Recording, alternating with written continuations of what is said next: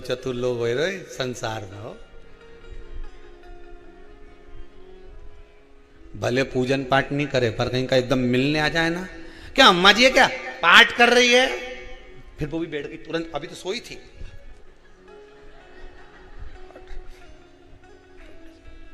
तुरंत क्या पंडित जी हैं क्या, उनसे थोड़ा काम है, अभी माला जप रहे हैं, मालूम पड़े पंडित जी तो आराम से सेव फल खा रहे थे। अब प्लेट सोफा के नीचे घुसे तुरंत।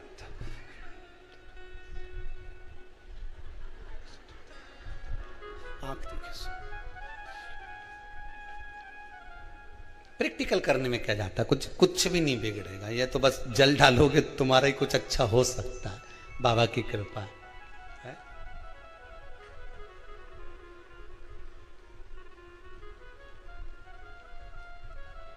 तीन वृक्ष पितरों के तुल्य हैं।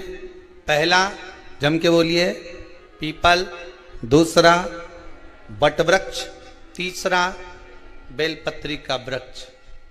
तीन पीपल के वृक्ष में 52,000 ब्राह्मण एक साथ निवास करते हैं, इसलिए पितृतुल्य है।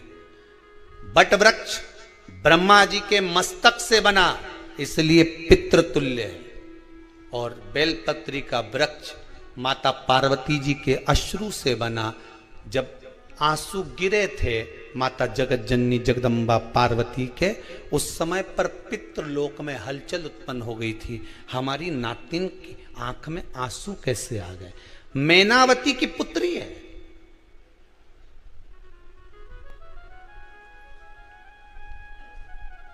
पितरों की नातिन, इसकी अश्रु कैसे गिर गए।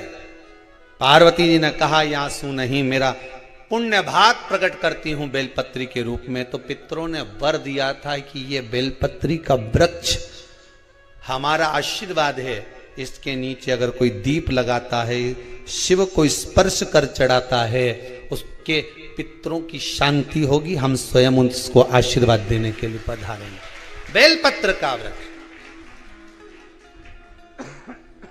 पितृतुल्य।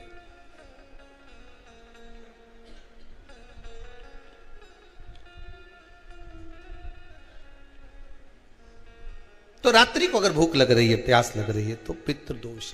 दूसरा पितृदोष का लक्षण बताया, घर में कोई शुभ कार्य ना हो, वंश की वृद्धि ना हो, 1 रुपये कमाओ 1.25 रुपये खर्च हो रहे हैं, पैसा 10 जगह से कमाई आ रही है पर घर में टिक नहीं पा रही है, आया गया, पितृदोष। जरा सी कटोरी पड़ी है उसके पीछे विवाद चालू हो जाए, पानी ढुल गया उसके पीछे विवाद हो जाए, या छोटी छोटी बात में घर में क्लेश मचा हुआ है, पितृदोष है। समझ लो हमारे पूर्वज हमसे खुश नहीं, प्रसन्न नहीं। कोई कहता है गुरुजी श्राद्ध बड़े बेटे को करना चाहिए कि छोटे को करना चाहिए।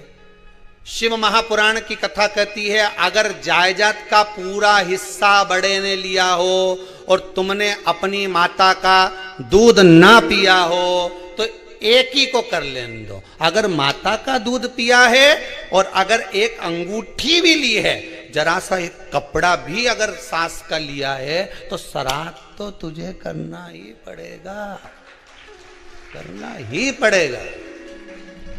तूने मेरा दूध पिया है तो बिल्कुल जम के तो बोलो।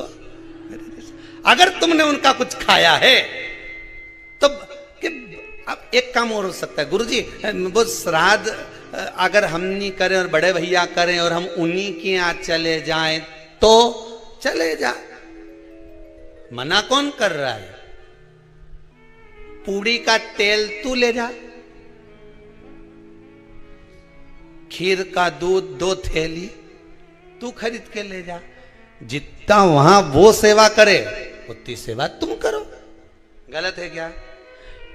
जायदाद का भी तो हिस्सा किया था, सुई की नोक के बराबर नहीं धुआं ने, ईंट इधर खसकी है तो हमारी इधर खसका दीजिए। हमारी बसियत में इतना लिखा है तो फिर बसियत में ये भी लिख के जाना चाहिए था। मैं तो क्यों सबके, तुम डरो मत ही रहे एक भी। जब छोरा छोरी के जब सब सामान प्रॉपर्टी दो ना, जमीन दो ना, जायदाद दो ना, सारा सामान छोरा छोरी के दो, तो उनके लिख के भी जाओ कि हमारी श्राद्ध कर दे अच्छे से, नहीं तो भूतड़ी बन के सताऊंगी।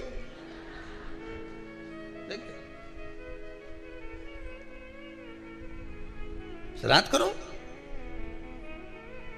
कितना दिया तुमको, बोलो ईमानदारी से बोलना, कितना दिया? ढेरों में। और एक बात बहुत अच्छे से कहूंगा, आप लोगों के जीवन में उतरे। अगर मायके में भाई, मायके में भाभी, मायके के लोग अगर आपके माँ बाप का श्राद्ध नहीं करते हैं तो बेटी भी अपने माता पिता का श्राद्ध कर सकती है। उसने भी दूध पिया है अपने माता पिता का, पर वो श्राद्ध का भोजन कौन कराएगा? बेटी का पुत्र हो, बेटी की पुत्री हो, वो कराए। और नाम वो नाना नानी का ले ले, करे। अगर वो नहीं कर रहे हैं, वो नहीं संभालते, वो नहीं जानते, तो आप करो, तो करे। दो भाग होते हैं। जब एक रोटी गाय के मुख में दी जाती है, गाय के मुख में जब हम रोटी देते हैं, एक रोटी जब देते हैं, या तो गाय के मुख में 16 श्राद्ध में जब रोटी देते हैं तो रोटी को बीच में से तोड़कर, रोटी का जो भाग होता है उसको, मतलब ऊपर से फुलका का परत नहीं निकालना है। रोटी जो सीधी सीधी है ना, जैसे ये रोटी है तो इसको बीच में से तोड़ लिया, दो भाग विभाजित कर लिया, नीचे वाले भाग में भी थोड़ा सा गुड़ शक्कर रख लिया, ऊपर वाले भाग में भी गुड़ शक्कर रख लिया, एक के ऊपर एक रोटी को रख लिया, वो गाय को दी। तो अपन श्राद्ध पक्ष में 2 पूड़ी का प्रमाण है कि गाय को 2 रोटी दी जाती है, कुत्ता को 2 रोटी दी जाती है। 2 पूड़ी रख के देते हो, देते आप लोग तो देते होगे, 2 पूड़ी के ऊपर पूड़ी रखकर, थोड़ा सा मीठा रखकर, नमकीन रखकर, कुत्ते को भी देते, 2 पूड़ी तोड़कर कागा को भी देते। 2 पूड़ी का प्रमाण कहां से आया? 2 भाग रोटी के टुकड़े का प्रमाण कहां से आया? श्राद्ध पक्ष में ही ऐसा क्यों किया जाता है? बाकी के समय पर तो कोई ऐसा 2 पूड़ी का प्रमाण ही नहीं, पर श्राद्ध पक्ष में ये क्यों कहा जाता है कि पूड़ी के ऊपर पूड़ी रख दे, उसमें मीठा रख दे, खीर शक्कर रख दे, गाय को दिया, कुत्ते को दिया, कागा को दिया, ऐसे क्यों कहा जाता है? उसका कारण क्या होता है?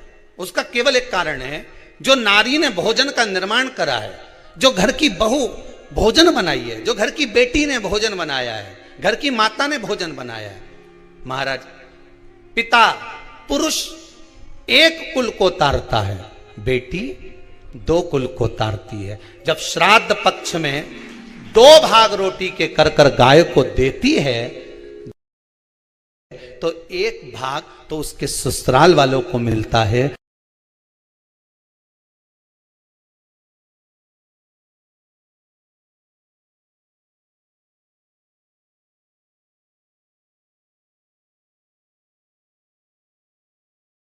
मायके को भी मिले, ससुराल को भी। जब गया जी का पिंड होता है तो नाना नानी सबका स्मरण कराया जाता है। 2 भाग,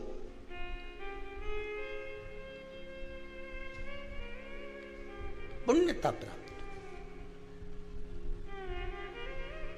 अब लोगों को मालूम तो है नहीं कि 2 पूड़ी क्यों रखते हैं, उसका कारण वर्णित है शास्त्रों। दोनों पक्ष तारने के लिए, दोनों पक्ष का स्मरण कराने के लिए। महाराज, बिंदु प्रेत योनि में पड़ा, चंचुला देवी उनके मोक्ष का प्रयोजन कर रही है, प्रयास कर रही। क्या करा जाए कि इनको मोक्ष मिल जाए? कहा शिव महापुराण की कथा।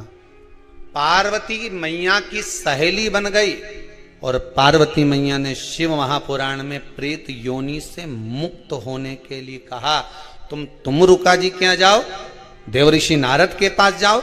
नारद जी ने तुमरुका जी के पास भेज दिया। क्यों? नारद जी जानते हैं मैं कथा नहीं कह सकता, मैं कथा सुन सकता हूं पर कह नहीं सकता। कहने के लिए मुझे बैठना पड़ेगा, सुनने के लिए हो सकता है कि मैं चले जाऊं, वापिस आकर बैठ जाऊं।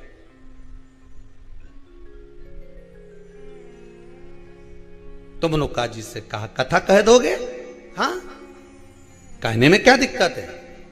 मेरे पति को प्रेत योनि से मुक्त करना है। तो मुर्का जी बोलते हैं केवल तुम्हारा पति प्रेत योनि से मुक्त नहीं होगा।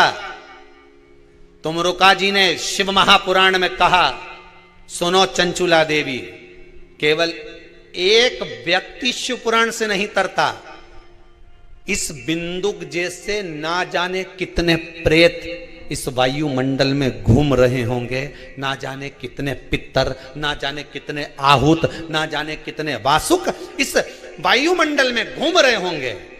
तुम्हारा पति तुमको दिखा नहीं, तुम्हारा बिंदुक तुम्हें कभी नजर आया नहीं, फिर कारण क्या था? बस मन में शांति नहीं है। घर में सारा सुख है पर हृदय में शांति नहीं, समझ लो पितृदोष है। क्या करा जाए? फिर क्या करोगे? महाराज हृदय शांति, हृदय शांति। केवल एक अकेला बिंदुक शिव महापुराण की कथा सुनकर नहीं तरेगा। तो मुर्का जी कहते हैं जिस समय पर मैं शिव महापुराण की कथा कहूंगा, सुनो चंचुला देवी, इस संसार के इस भूमंडल पर मृत्यु लोक में जितने भी जीव इस संसार सागर में भटक रहे होंगे, शिव महापुराण की कथा सुनकर वो भी तर जाएंगे। ये अकेली बिंदुक को तारने वाली नहीं है। इस मृत्यु लोक में जो विराजमान, आज भी नियम है महाराज, श्राद्ध का भोजन टेबल पर नहीं कराया जाता, श्राद्ध का भोजन ब्राह्मण को कुर्सी पर बिठाकर नहीं कराया जाता, श्राद्ध का भोजन किसी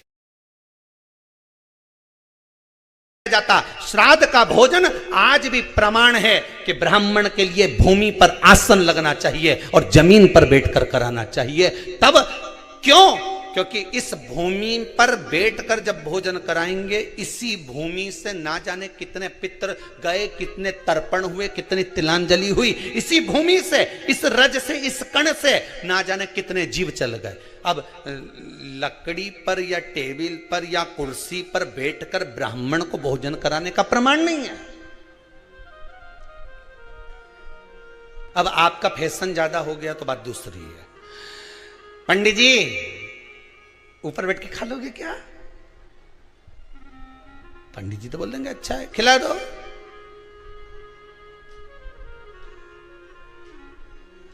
ऊपर बैठ के क्यों? वो झुकने में थोड़ी सी कमर लचक जाए, क्योंकि खीर परसेगी तो झुकना पड़ेगा। अब ब्राह्मण अगर भोजन करने आसन पर बैठेगा, तुम अगर थोड़ा झुककर परसोगी, ब्राह्मण के सम्मुख में आप थोड़ा सा भोजन कराते समय झुकोगी। जरा विचार करिए, यशोदा मैया के घर में संतान नहीं थी। यशोदा जी श्रावण के महीने में श्रावणी करने आए हुए ब्राह्मण को मात्र खीर परोसने के लिए गई थी। 52 साल की उम्र थी, संतान का सुख नहीं दिख रहा था, खीर परोसने के लिए गई। उतनी देर में ब्राह्मणों ने देखा इनके घर में संतान नहीं है, पुत्र भव कह दिया। और यशोदा जी के पति श्री नंदराय जी कह रहे हैं कि बाबा मैं 60 का या 55 की, बाल हो गए धोले और तुम कह रहे हो पुत्र होगा। कहां से होगा? ब्राह्मण कहते हैं ब्राह्मण जब भोजन करता है, भोजन करते समय जब वर देता है, वो वर गलत नहीं हो सकता, कहीं से भी आएगा, पर छोरा तो आएगा। और आया, कहीं से भी आया, पर पुत्र आया, क्योंकि आशीर्वाद दिया था। श्राद्ध पक्ष का भोजन टेबल पर नहीं, कुर्सी पर नहीं, श्राद्ध पक्ष का भोजन ब्राह्मण को आसन लगाकर जमीन पर कराना चाहिए, भूमि पर।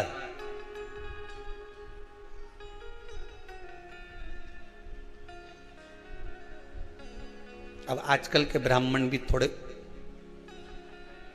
नीचे,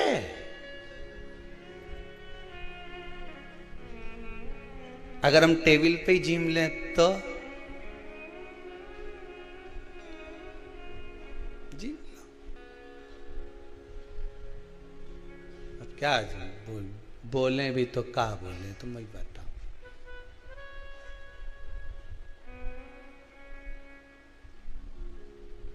थोड़ा सा भाग भूमि का हो महाराज। तर्पण तिलांजलि सब भूमि पर। हम तो जो जजमान हवन करने के लिए भी जो जजमान लोग नाम लिखाए हैं पितरों के लिए, तो हम उनको भी कहते हैं कि कुर्सी पर बैठकर आहुति छोड़ने से अच्छा है आप बैठो मनानी पर, पहले सबसे पहले भूमि पर 10 मिनट बैठो, पर बैठकर आहुति छोड़ो। उसके बाद भले आप स्टूल लगाओ कुर्सी लगाओ आपकी मर्जी, पर 10 मिनट 5 मिनट तो आप भूमि पर बैठो उन जीवों के लिए, उन जीवों के।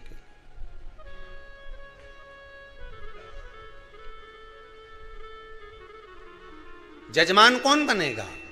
तो कहा जजमान बनाना है। हाँ, चंचुला देवी बोली मैं पोथी का पूजन कर, वो करोगी पूजन, पूजन कोई भी कर सकता है, मना नहीं, पर कोई जोड़ा तो, जोड़ा किसको बुलाया? शंकर और पार्वती से निवेदन किया, भूत भावन भूतेश्वर से, मेरे ओघड़ी मेरे दयालु मेरे दाता। कितना सुंदर व्याख्यान है भागवत जी में। जब धुंधकारी को मोक्ष नहीं मिला तब भगवान विष्णु ने भगवान शंकर से कहा कि मोक्ष क्यों नहीं मिला? गोत्र जम के बोलो गड़बड़ था। यहां बिंदु को मोक्ष नहीं मिल रहा तो भगवान शंकर आ रहा है, भगवान शिव।